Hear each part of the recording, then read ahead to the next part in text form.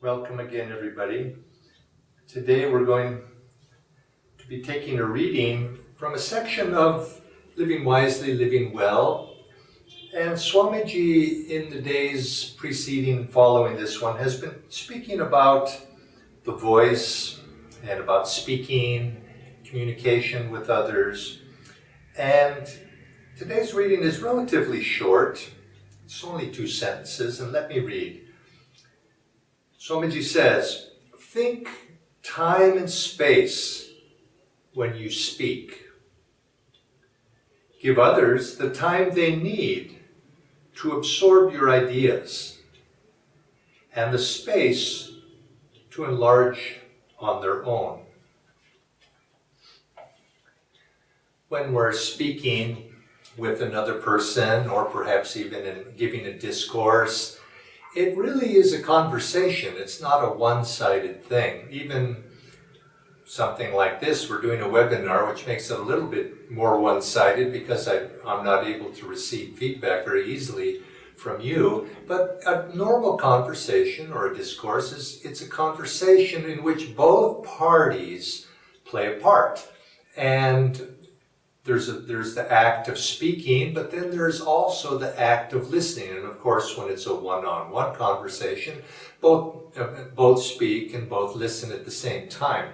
I think we all know the experience of speaking with somebody where it's more or less a one-sided conversation, where the other person does all the talking and you're expected to do all the listening. And that a person dominates the conversation that way. And such a person has a lack of sensitivity, you might say, to being able to carry on a good conversation that has both sides. We have to be able to listen to what the other person is saying, and then we absorb that, and then we respond appropriately. Well, Swamiji is saying here is when we're having a conversation, and even when it's giving a discourse, a person is conversing, because what we're doing, Swamiji would say that he would prepare himself for a discourse, and then as he was giving the discourse, intuitively he would try to listen to what the audience was saying. What were they asking? And then he would mold his discourse according to what the feeling was. He had the response from the audience. So even if it's not verbal, there's something of a subtler, non-verbal communication going on. But when we're having a discourse or we're having a conversation with another, we have to give each other, as he says in this reading, we have to give each other time and we have to give each other space. Now when he says time, when we're trying to convince somebody perhaps of an argument or something of a position that we have, we cannot expect that other person necessarily to be convinced immediately. We have to give that person a certain freedom of time to be able to absorb our ideas and be able to come to a conclusion of their own. So we have to give that to another person. And at the same time, when we're talking to another person, we have to give that. We have to clarify and mold our presentation in such a way that person has an ability to understand it, so that even if they do take time, they'll be able to come to an understanding of what we're trying to say. Swami Kriyananda was oftentimes, he would make presentations and he would try to convince a group of people of a certain position and that he wanted to do something. And he was very, very when he had a strong idea, he was very forceful in what he wanted to accomplish, because he had obviously given it a lot of thought. But at the same time, he was always open as well. He was always open to receive feedback because he wanted feedback, that's why he was sharing. But I learned in my years of association with him that you had to be careful when you gave that feedback, because he expected feedback to be well thought out. You could convince him of another point of view, take a different course, but if you were going to go counter to his argument, you had better had thought it through. He didn't like just idle if he had a good idea. He didn't like just idle objections to it. But if you had a good objection and you really thought it out, then he would listen to that, and he respected that. And the other thing I found is that the timing was always important. And this was not just Swami, of course, was an example of this, but everybody is an example of this to some degree. If a person has an idea and they're very enthusiastic about that idea, and if the first thing you say is some objection, well, I don't, and you punch a hole in that idea, and it may be you may be right, but it's usually not the best time to do it. Immediately when that person has great enthusiasm for their idea, it's better to just let the person finish, let them complete their thought, let them, you might say, express their enthusiasm. And then after a period of time, everything's calmed down, you might say, and there's a bit of time for reflection. Then you might say it's time to say, well, have you thought of this, or have you thought of that? And then the person will be more in a reflective mood. But if you interrupt them right off the bat, right at the beginning, it's just going to be perceived as obstructionism. And in a sense it is, because you're derailing that person's creative energy flow, and it's usually not the best time. So we have to give the other person time to express their idea, because often too, when a person is expressing something to you and has come up with an idea, they may not have completely formulated the idea in their own mind, and what they need to do is they need to have a sounding board from their audience, to be able to throw their idea off, and as they're speaking and in the process of sharing that idea with another person, clarity comes to that person. And so if you block it too quickly, you find that you end up doing a disservice to that person. You don't help that person express what's trying to be said at that time. And so this is where it comes in, the art of listening to the other person. Not always what that person is saying on the surface, but what are they trying to say underneath the surface? And if you can attune yourself sensitively, intuitively to what the other person is trying to say, then you can help bring clarity out to that other person's their own idea, and then their idea is fully formulated, and then you find that you've helped that person be able to do that.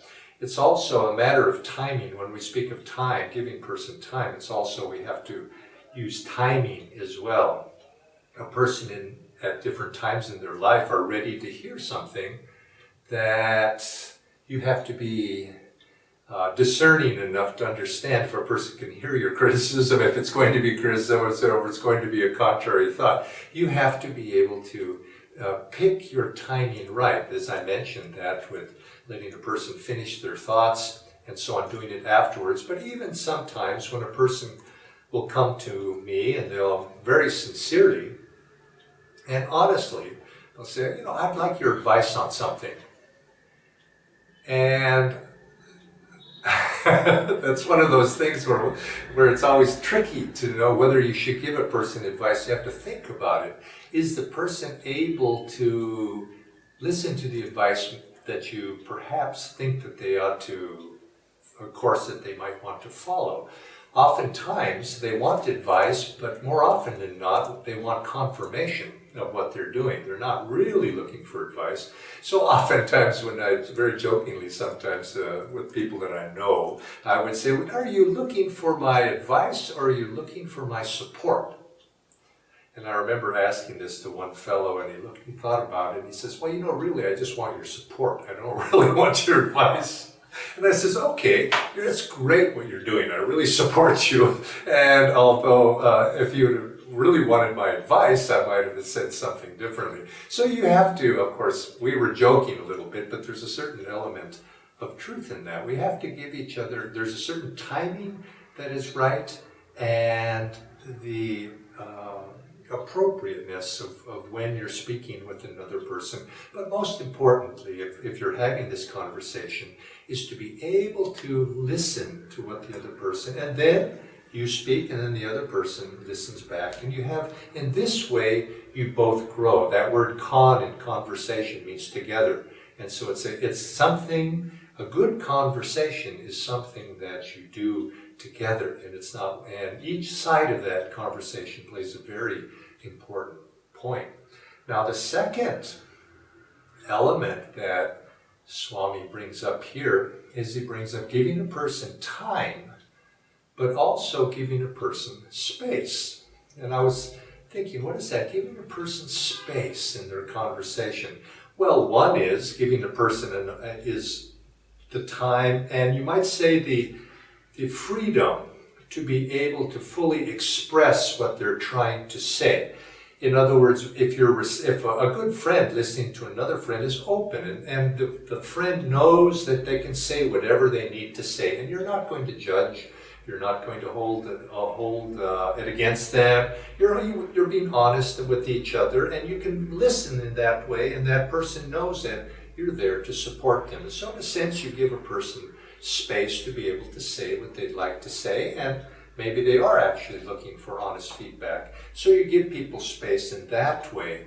But it's also, I think, space is, you give a person a chance in conversation, when you're having a conversation with another, is you give them an opportunity to change their mind sometime, to sometimes come to a point where they say, I think I was wrong. I think I made a mistake. I used to think this, now I think that. Swami Kriyananda would often use a quote. He would repeat this quote. He would say, actually I was trying to remember it exactly today and I wrote it down.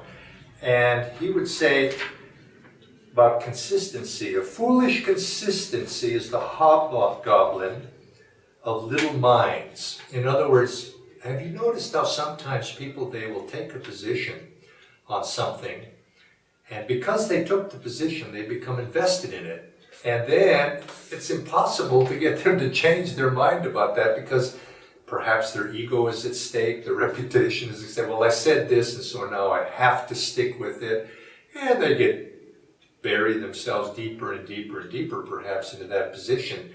And they have a difficult time to back out of that position. And I think when we're speaking with one another and trying to convince one another, we need to give people that ability, that space to allow them to come to another point of view. And sometimes you need to do that very gently because a person is invested in a certain situation, and sometimes you just gently turn it the other direction. And if the person has that confidence in themselves and the sense of security that it's okay to change my mind, it's okay that I was wrong about a position, then for their benefit, they can then come to another point of view that's perhaps more correct. And so you help one another in this way if you try to bring clarity and truth to the situation and give that person space. I know sometimes it's even to the degree that a person will have, they'll think one point of view very strongly, and perhaps you counter that, well, maybe that's not exactly the right thing, and you point out an alternate point of view, and slowly that person changes their mind until finally they come to the point where they think it was their idea all along. I've always enjoyed that when that happens. Is just let another person think that it was their idea to begin with, and you say, yes, that's great, that's a good idea, when of course it was not their idea at all, but they came around to that. I think if you have if you can have fun and take it to that level, this is also something very nice to let other people shine in that way. But as I was reading this quote that I was trying to remember, a foolish consistency is the hobgoblin of little minds, I thought, I'm going to look that quote up because I wanted to make sure I had it correct. And then I found it's actually part of a larger quote that as I read it, I enjoyed it very much, and I want to share the larger quote with you. This was a quote from an American philosopher in the 19th century by the name of Ralph Waldo Emerson. And the full quote is, "A foolish consistency is the hobgoblin of little minds. In other words, little minds just feel that they have to be consistent in everything or else they'll be looking foolish. He says, of little minds, adored by little statesmen and philosophers and divines. With consistency, a great soul has simply nothing to do. He may as well concern himself with his shadow on the wall. Speak what you think now in hard words, and tomorrow speak what tomorrow thinks in hard words again, though it contradict everything you said today. Ah, so you shall sure to be misunderstood. Is it so bad then to be misunderstood?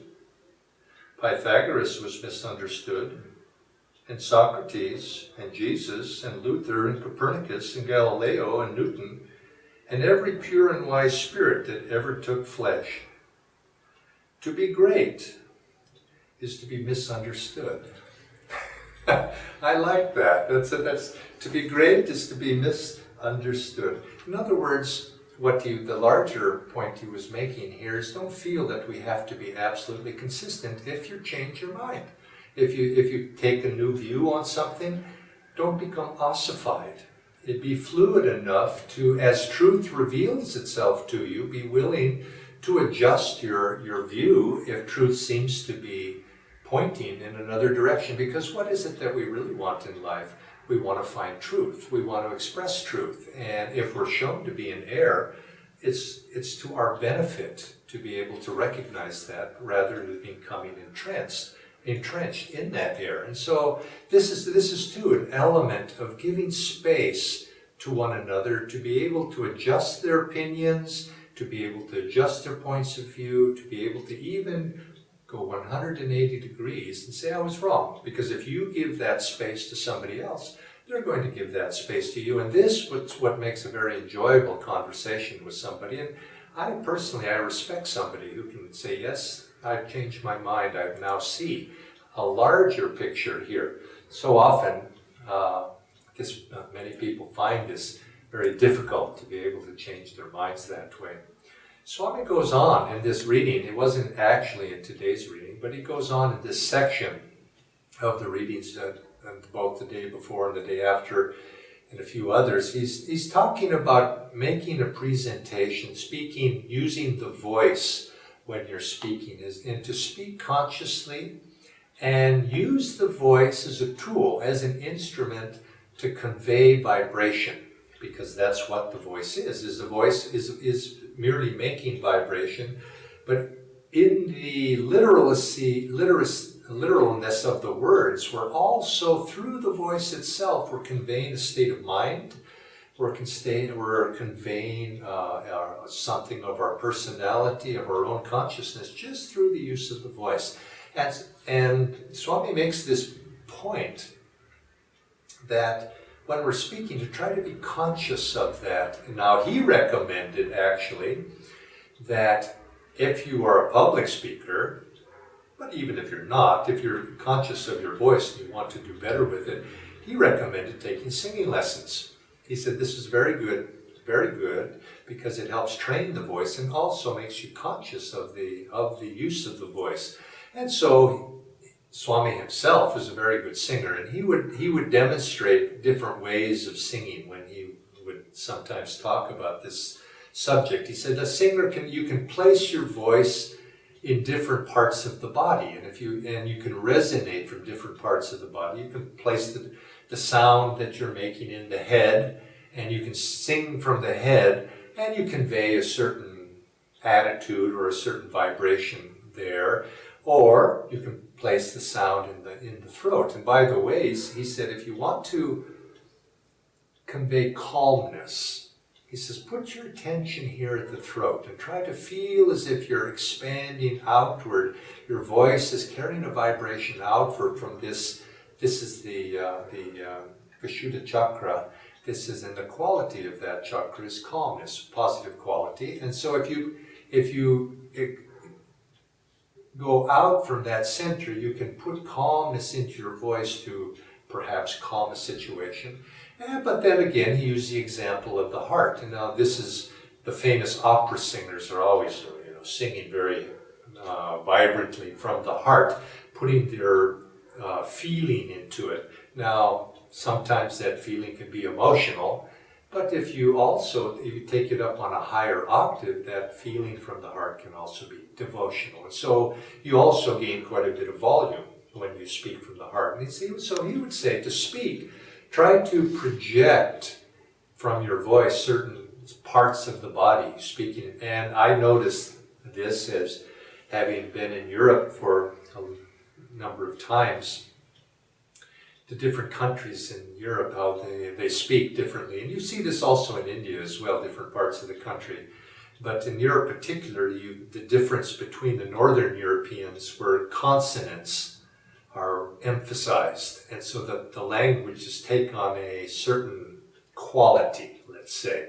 I don't want to say positive or negative, it's just a quality. But then you go down into the Mediterranean, particularly the Italians, and what they emphasize is the vowels, that open sound, that resonant sounds. And there's a much more singing quality to the voice that comes when the vowels are emphasized, rather than that guttural quality when the consonants are emphasized. And you can see there's a certain quality of mind that comes with that. And so you find in Italy, particularly Italian language, you find this resonance and that devotional quality that comes with that language. And I think there's something to be said why so many saints come out of Italy that are of devotional nature. The devotional saints come from that, because just the quality of the sounds themselves come from that. Now, Swami's made an interesting point about taking up singing lessons and projecting the voice. And he said you could think when you're speaking, particularly if you're doing public speaking, he says, think of it as singing.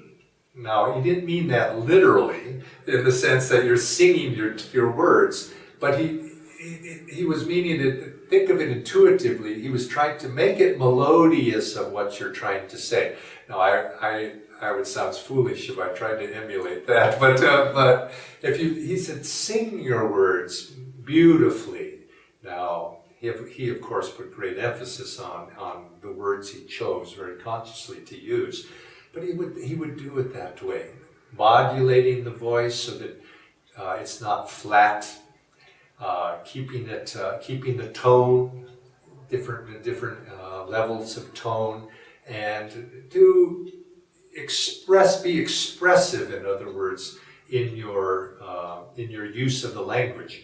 Now, also, you notice when you go to some countries and some cultures, the hand gestures, when they speak with their hands, and there's a certain expressiveness that comes with that as well. But the idea being that you convey vibration that way through the use of the voice, and if we're conscious that way, we can begin to put more consciousness into what we're trying to convey. Particularly, keep these in mind as you're doing public speaking, is how do you use the voice?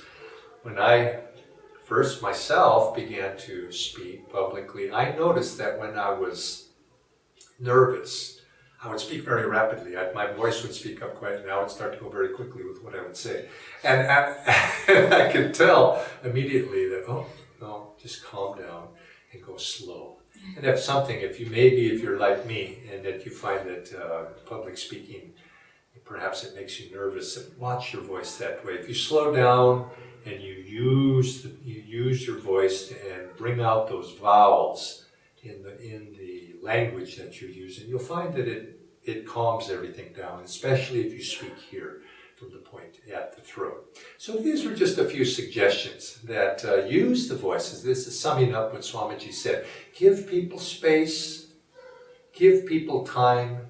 Remember that a conversation is a two-way street. It's expressing, and it's very sensitively listening. And the listening is not merely passive. It's listening that we're engaged in helping the other person in whatever way it calls for, helping the other person to bring out what they're saying when they're speaking. Help them through your listening and through your conversation to clarify their ideas and you'll find that then it becomes if you do that, then the other person is more likely to reciprocate in that way, and then conversation becomes something that builds friendship and builds communion between you and that other person.